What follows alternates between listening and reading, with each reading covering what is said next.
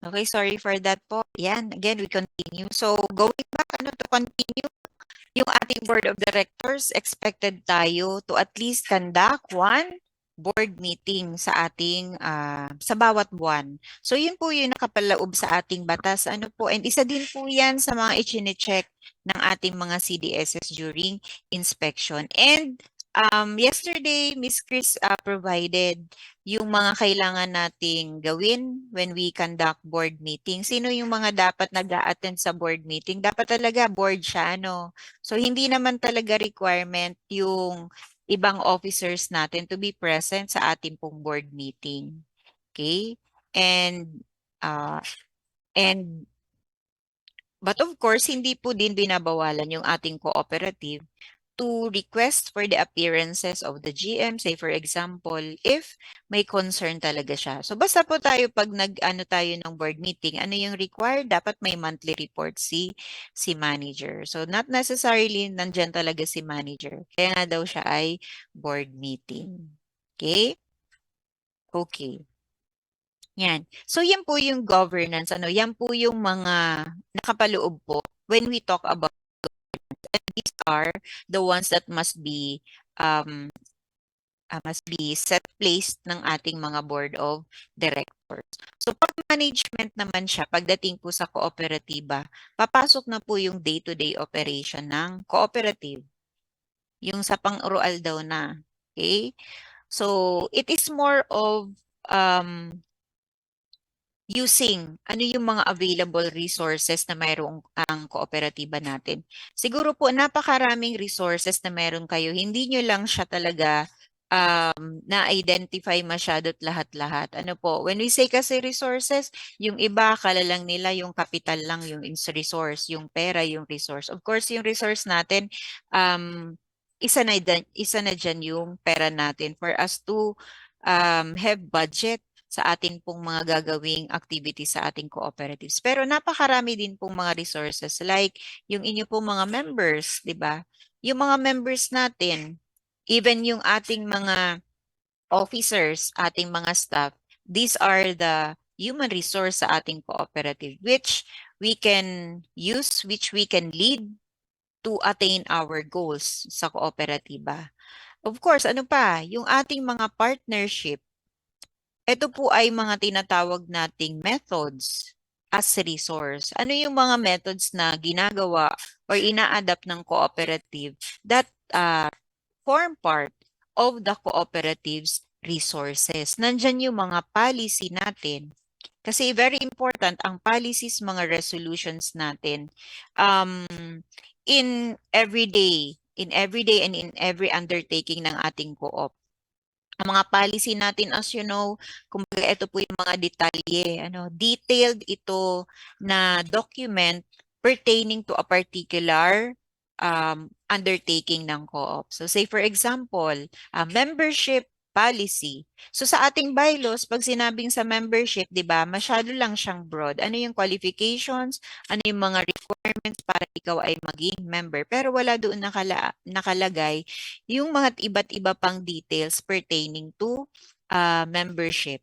Okay? Halimbawa, doon nakalagay din doon ng mga termination, pero hindi siya ganun ka-specific. So, ang ating cooperative, if we encountered certain instances na medyo hindi siya ganun kalinaw, then a creation or drafting of a policy is the best answer para po magkaroon ng linaw kung ano may yung gray part that would lead to one interpretation only. Meron kasi mga provision na pwedeng hindi malinaw, di ba? May mga provision siguro na pwedeng magkaroon tayo ng interpretation. So we can have always clarificatory policies, mga policies na pwedeng magpalinaw dun sa ating mga existing na provision. It could be sa ating bylaws or it could be also be para mas detalye siya, para mas specific siya kumpara doon sa masyadong broad lang siya. Okay? So determines the how. Mga paano. Ito na po yung mga activities po that um, will be doing by the cooperative in the attainment of the goals or the mission and vision. So, eto na po yung mga ini-input ng ating management. As you know po, in the course of planning ng ating board of directors, it is very essential that our general manager, of course, should have collaboration, should have coordination sa ating din pong board of directors. So, um, teamwork, kumbaga, ano po, the board and the general manager, given that they have different roles, they have different functions sa cooperative natin, but ang pinagkakapareho or ang pagkakapareho po is that they are working towards the betterment of one and only cooperative. So really, it would demand teamwork. Okay? So yung management natin takes care of the daily operations. So say for example, meron tayong policy on collection. So yun yung policy na ginawa ng board of directors. So sa ating pagko-collect, in the act of collection, ang in charge na po dyan ay ang manager na at ang kanyang mga tauhan.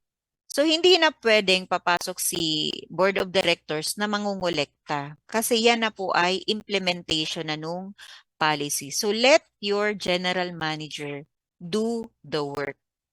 Especially kung yan po ay nasa araw-araw na, 'di ba, na operation ng cooperative sa implementation ng ating isinet or in-establish na policies. Okay?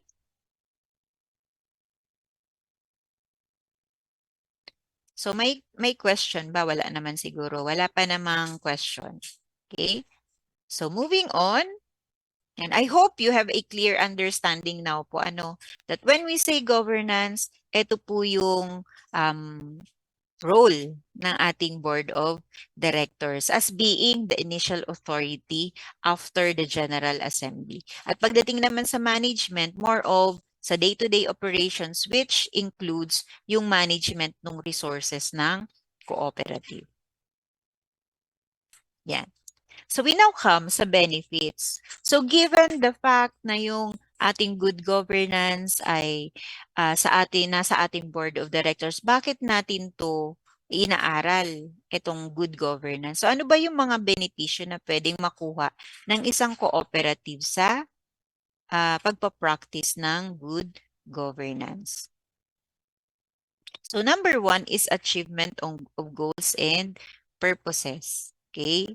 So as you know po, sa ating pong pag-achieve ng ating mga goals and purposes, this is actually the product of our strategic direction and planning. So dito na po natin makikita if yung ating mga resources are used intently for their purpose. Makikita po natin sa ating planning, di ba?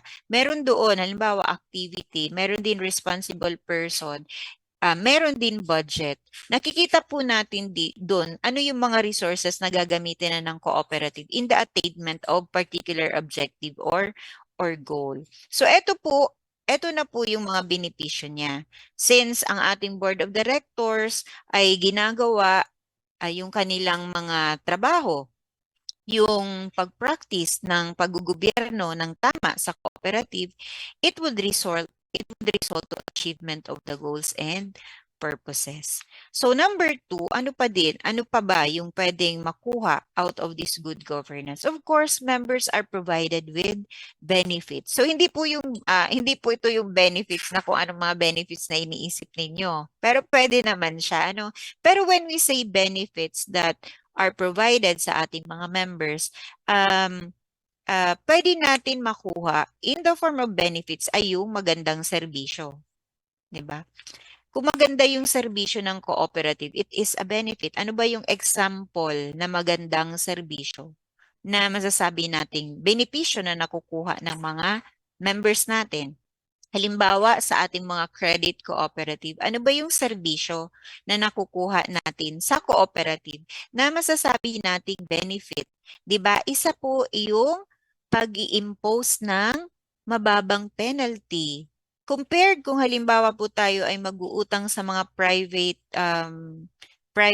lending, mga private na mga nagpapautang, 'di ba? Napakalaki po nung kanilang ini-impose na interest. nagre-range po ng meron nga daw 10% per month, meron din 20% per month. Imagine, napakalaki siya. But when you are a member of the cooperative, since our cooperative is service oriented, since our cooperative is member oriented organization, so mas nakikita nila na dapat in the course of their business, in the course of their operation, kailangan muna nating punan yung pangangailangan ng ating members, and that is to provide pautang na hindi mahirap para sa kanila. So what we provide, lower interest rate. So may mga co-ops po kami, most co-ops po na na-encounter ko have 1% per month. So it would total to 12% per annum pagdating sa interest ng utang. Yung pinakamababa na na-encounter ko na interest rate so far after close to 10 years, 8 years to 8 years ng aking pagiging field CDS, siguro po ang aking na-encounter na lowest is 6% per annum. So yun po yung na-encounter kong pinakamababa, and that is located here in Naga City. Cooperative owned by teachers, and so happen na ito pong kooperatiba na ito are composed of my teachers in high school, located here in Naga. So I'm very proud to witness na yung pong ating co-op for the teachers. As you know naman po, 'di ba, ang mga teachers talaga natin na matagal nang isinusulong po nila na sana ay magkaroon ng increase sa kanilang salary dahil mababa ito. So isa po 'yun sa naging tugon ng kooperatiba to provide credit sa kanila pong mga members. Of course, sa mas mababang interest. And that is providing benefits. So, isa yan sa good governance. Kasi nakikita ng mga leaders, especially the board of directors, na they are existing, ginawa si cooperative for the members. So since yung ating mission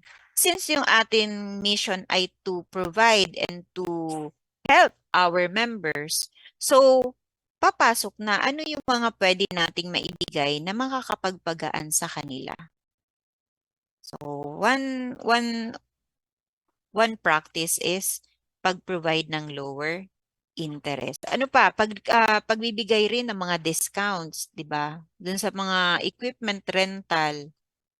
So, sa mga agriculture cooperatives natin, so mas mura. Halimbawa, pag ikaw ay member, mas mura yung rental mo ng tractor or ng harvester kumpara sa kung ikaw ay non-member. So, ito pong ganitong mga strategy, this form part, these are examples of also promoting and encouraging yung membership, 'di ba? Yung membership. If non-members would see ano yung mga benepisyo ng isang pagiging member, if discounted yung kanilang pagrenta ng mga equipment ng cooperative, then they would also take interest into the membership of the cooperative.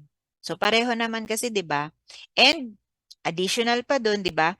If we use and if we avail the services of the cooperative, ano yung ibibigay sa atin in return out of our patronage?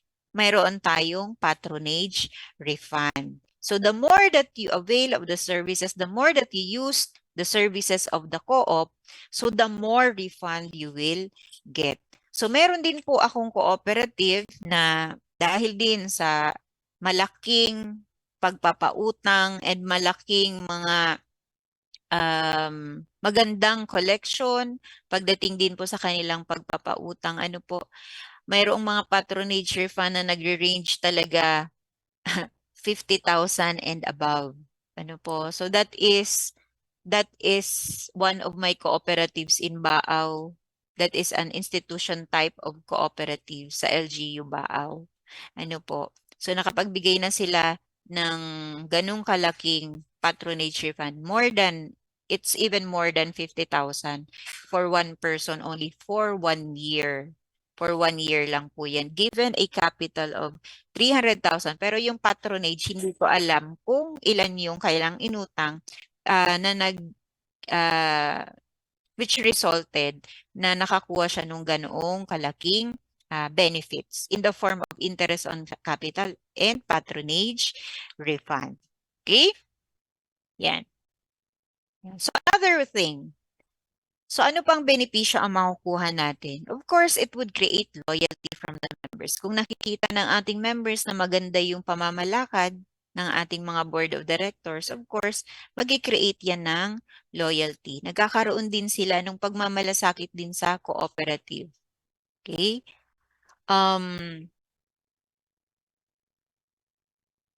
Especially if there is transparency, diba? If there is transparency and if the cooperative is able to provide the services that they need, kung nasabi natin kanina nagpo-provide ng benefits, then in return, it would result to their loyalty. I have this pong this cooperative pero hindi siya dito. Are watching YouTube, pag kayo po ay may chance na panood ng YouTube, search for the name of Cooperative Lamac, LAMAC, Multipurpose Cooperative. So that is located in the Visayas, In the Visayas, yung ating Lamac Multipurpose Cooperative. And one of the interviews of the manager there, sinabi niya na, dahil sa kagandahan ng serbisyo na ibinibigay namin sa aming mga members, ang aming mga members donated yung kanilang patronage refund to subsidize the fuel.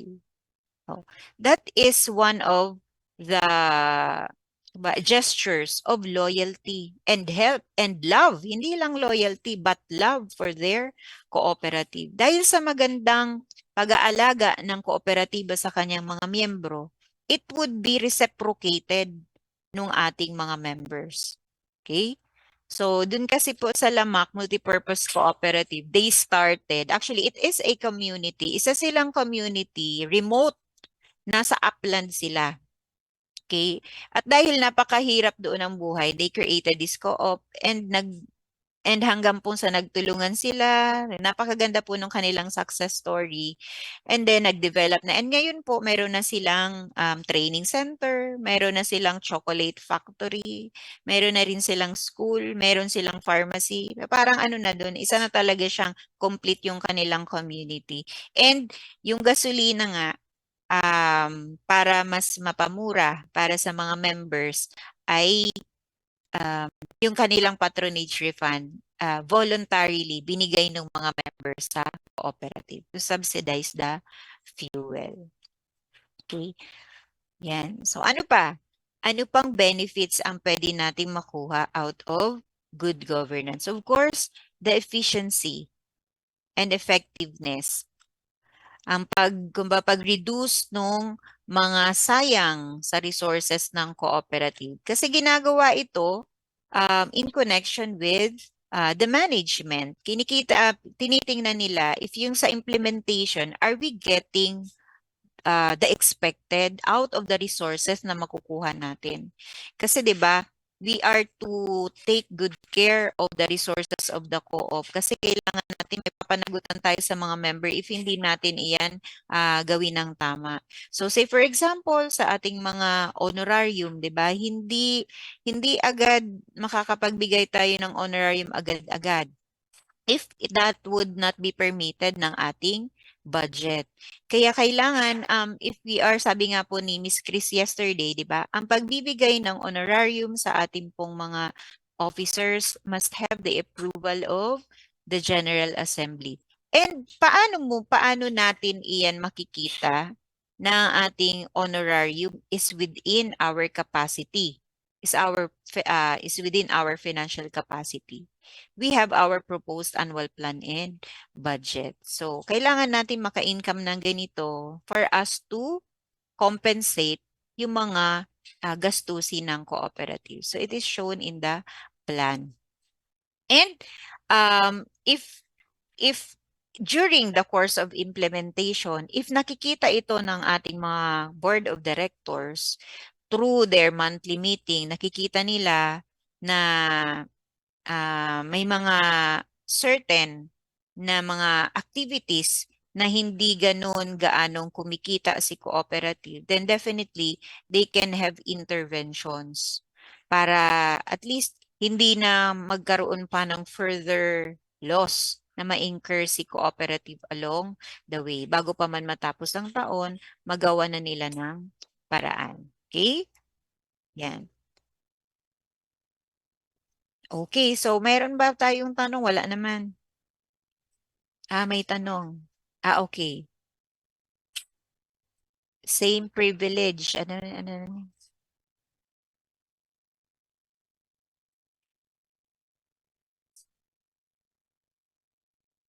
Mm. Okay. So, okay lang po ba merong associate, lalo po sa transport? Ano po pagkakaiba sa regular members and benefits? Both they have same privileges po ba? Okay. So, yung ating pong regular and associate members, titingnan muna natin if meron tayong provision sa ating bylaws ng for associate members. So kung meron tayong provision ng ating associate members, ano ba yung mga privileges and rights nila? So yung ating associate members, unang-una, di ba? Malinaw po ito sa atin that our associate members, wala po silang right to vote, they don't have the privilege to vote, and they don't have the right to seek for elective position. Okay? So yan po yung sa isang pagkakaiba when it comes to rights and privileges ng ating cooperative. So sa tanong din niyo po, pwede ba siyang pareho? Pwede ba siyang hindi pareho? So that would depend po sa isang proposal, sa isa ring policy pagdating din sa benefits. As you know po, bago tayo magbibigay ng mga benefits sa ating mga members, kailangan natin makapa-approve tayo niyan, di ba? Maka-approve din tayo sa ating mga members. Okay? And meron din po yan na pagkakaiba pa. Hindi lang siya sa regular, hindi lang siya sa associate. Meron din tayong tinatawag na classification ng ating membership. Yung mga membership nating active, mga inactive. Ano? Yun po yung isa sa mga basis ng pagbibigay din natin ng benefits. Though sabi natin kanina, isa sa sinasabi, di ba, good governance, sinasabi natin na dapat may pagkapantay-pantay, sabi ng ating participants. Kaso ang tanong ba, is it all the time? Is it true for the rest of panahon, di ba? Is it true all the time? So, ang ang pagbibigay po ng benepisyo, unang-una, babalik kayo, ano po ba yung napag-usapan pagdating sa benefits? Okay? So, kailangan dumaan po ito sa inyong membership. Napagdebatehan siya, napag-approvean siya. Kasi kung makikita po natin sa ating bylaws, wala doon nakalagay ng mga particular benefits na pwedeng makuha other than doon sa akin pong nasabi